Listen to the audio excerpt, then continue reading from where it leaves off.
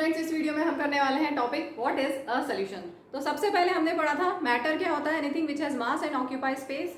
और मैटर को हमने क्लासीफाई किया था as pure substance and impure substance. Pure substances में एलिमेंट्स और कंपाउंड्स आएंगे, वो हम बाद में करेंगे लास्ट में चैप्टर के एंड में। और इम्प्योर सब्सटेंसेज में क्या आते हैं, mixtures. Mixtures are further classified as homogeneous mixture and heterogeneous mixture. तो उसमें से जो होमोजीनियस मिक्सचर होता है वो होता है सोल्यूशन। ठीक है, तो वही हम करने वाले हैं। Solution it is a homogeneous mixture of two or more substances. जैसे सॉल्ट को अगर आपने वाटर में डिजोल्व किया तो कंप्लीटली डिजोल्व हो जाएगा, तो सॉल्ट सॉल्यूशन एक ट्रू सॉल्यूशन है। ऐसे ही शुगर सॉल्यूशन, शुगर को वाटर में डिजोल्व करोगे कंप्लीटली वो सॉल्यूबल है, ट्रू सॉल्यूशन आपको मिल गया। देन विनेगर, विनेगर होता है एसिटिक एसिड इन वाटर, वो भी ट्रू सॉल्यूशन है। मेटल एलॉयज को भी हम डिटेल में करते हैं। सी वाटर ट्रू सॉल्यूशन है, और copper sulphate solution, copper sulphate के क्रिस्टल्स को आप वाटर में डालोगे डिजोल्व हो जाएगा और आपको ब्लू कलर का कॉपर सल्फेट सॉल्यूशन मिलेगा। तो ये सब सॉल्यूशन के एग्जांपल्स हैं।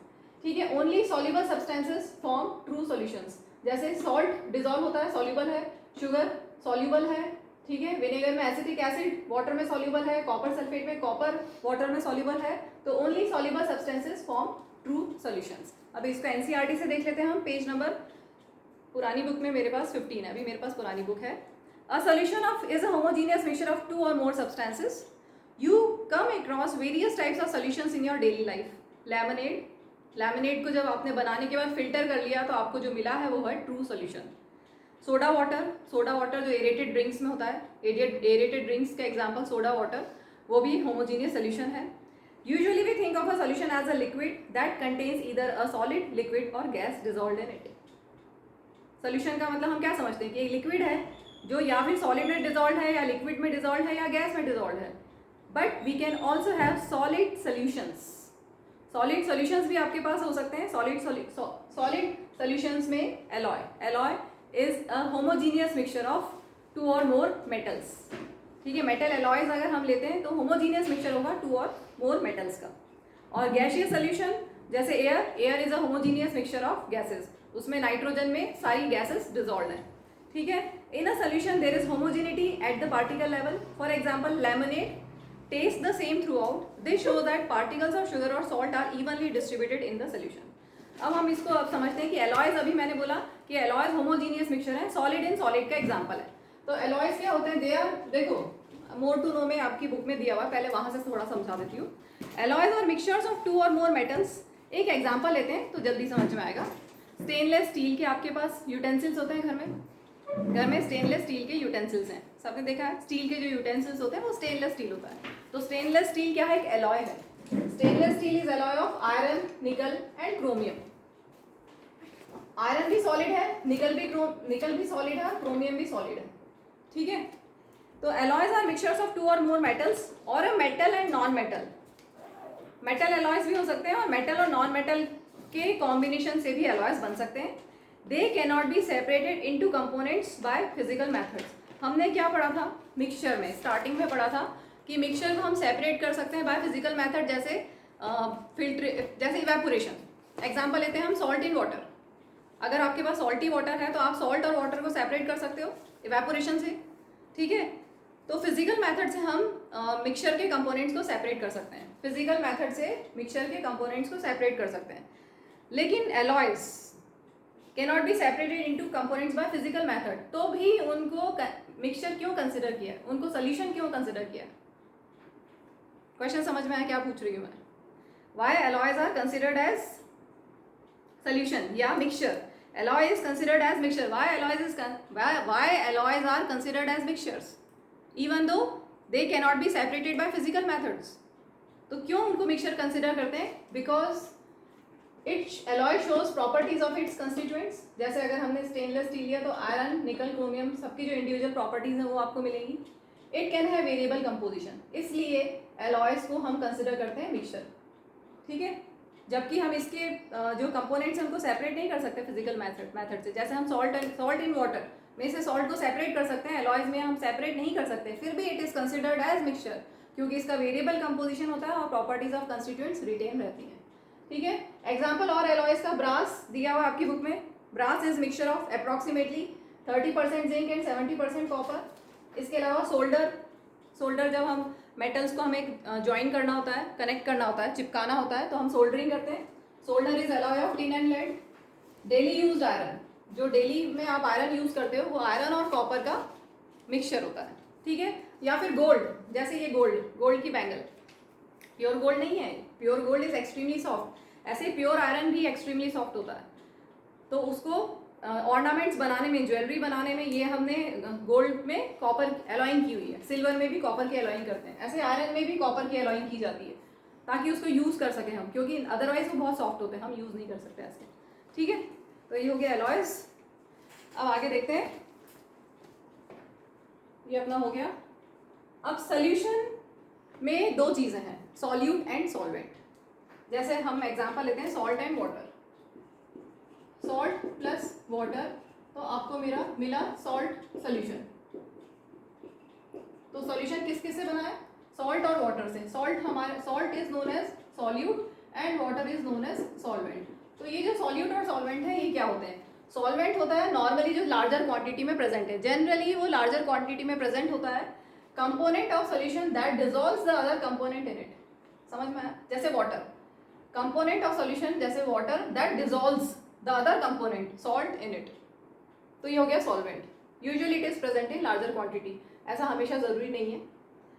देन सॉल्यूट जैसे सॉल्ट, कंपोनेंट ऑफ सॉल्यूशन जैसे salt that is dissolved in the solvent is known as solute. ठीक है. क्लियर हो गई डेफिनेशन. इसके बाद हम लेते हैं टाइप्स ऑफ सॉल्यूशंस. अच्छा, बुक से पूरा कर लें इसको. पेज नंबर 16 पे आ जाइए. A solution has a solvent and solute as its components.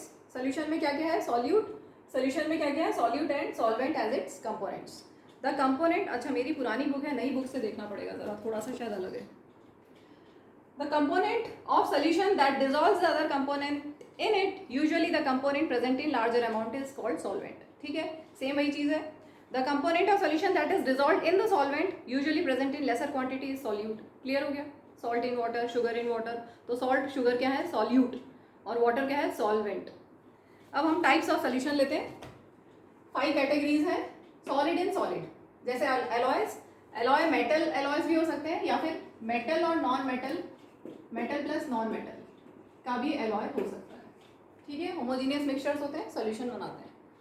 Next, solid in liquid, जैसे sugar in water, salt in water, या फिर iodine in alcohol.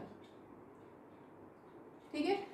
Iodine solid है और अल्कोहल लिक्विड है. और iodine, mixture of iodine in alcohol is known as tincture of iodine. आपको कभी cut या इंजरी होती है तो आपने देखा होगा डार्क ब्राउन कलर का एंटीसेप्टिक लिक्विड एक लगाया जाता है, देखा है? ठीक है. तो वो होता है टिंक्चर ऑफ आयोडीन. उसमें आयोडीन सॉलिड है और अल्कोहल लिक्विड है. तो ये सॉलिड इन लिक्विड का एग्जांपल हो गया. नेक्स्ट, लिक्विड इन लिक्विड में विनेगर ले सकते हो आप. विनेगर में क्या होता है? Acetic acid in water. Acetic acid CH3COOH और वाटर H2, दोनों लिक्विड है. तो लिक्विड इन लिक्विड का एग्जांपल हो गया vinegar. Next, gas in liquid. Gas in liquid में सोडा वाटर आप ले सकते हो. Aerated drinks. एरेटेड ड्रिंक्स में क्या होता है? CO2, carbon dioxide in water. Carbon dioxide dissolve in water. ठीक है. तो गैस इन लिक्विड हो गया. नेक्स्ट, गैस इन गैस में air. Air is a homogeneous mixture of gases. अगर उसमें कोई सस्पेंडेड पार्टिकल्स नहीं है तो प्योर गैस है, पॉल्यूटेड एयर नहीं है, प्योर एयर है, तो हम बोलेंगे it is homogeneous mixture of gases. ठीक है. तो ये आपकी बुक में दिए हुए एग्जांपल्स वही मैंने लिए हैं. अच्छा, इसमें गैस इन गैस में और साथ में बुक में दिया है, लास्ट 4th पॉइंट में बुक में दिया है मेन कंस्टिट्यूएंट्स क्या क्या है. 21% ऑक्सीजन एयर में, 21% ऑक्सीजन और 78% नाइट्रोजन. तो नाइट्रोजन सॉल्वेंट है और बाकी सारी गैसेस उसमें डिजॉल्व है. ठीक है. बाकी सब सॉल्यूट है. क्लियर. अब हम लेते हैं प्रॉपर्टीज ऑफ सोल्यूशन. इसको बुक से ही कर लेते हैं. बुक में बहुत बढ़िया पॉइंट्स दिए हुए हैं, इनको ऐसे ही याद कर लेना एज दे आर. समझते जाएं. First point, a solution is a homogeneous mixture. Clear है. सोल्यूशन क्या होता है? होमोजीनियस मिक्सचर होता है. Second, the particles of solution are smaller than 1 nanometer. Nanometer, 1 nanometer का मतलब होता है 1 नैनोमीटर मीन्स 10⁻⁹ मीटर. ये रिलेशन अभी आपको याद होना चाहिए. तो particle size is too small, very very small, so they cannot be seen by naked eye. जैसे आप salt in water, salt solution अगर आपने बना दिया तो जो सोल्यूशन बनने के बाद क्या आप पार्टिकल्स ऑफ सॉल्ट देख सकते हो वाटर में?